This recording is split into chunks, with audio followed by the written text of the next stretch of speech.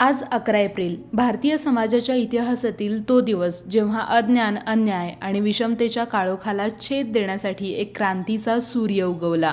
महात्मा ज्योतिराव फुले.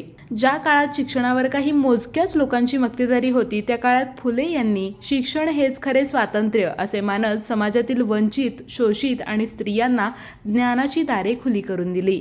विद्येविना मती गेली या त्यांच्या विचारांनी केवळ शब्द नाही तर संपूर्ण समाजाला दिशा दिली.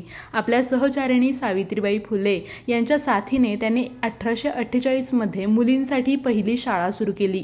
ही केवळ शाळा नव्हती तर हजारो वर्षांच्या अन्यायाला दिलेलं थेट आव्हान होतं. सत्यशोधक समाज स्थापून त्यांनी पुरोहितशाही, अंधश्रद्धा आणि जातीभेद विरोधात आवाज उठवला. सर्व माणसं समान आहेत हा त्यांचा विचार आजही तितकाच जिवंत आणि आवश्यक आहे. शेतकरी, कामगार, स्त्रिया आणि वंचित घटकांच्या हक्कांसाठी त्यांनी आयुष्यभर संघर्ष केला. आत्मसन्मान, समानता आणि सामाजिक न्याय यांचा पाया त्यांनीच रचलाय.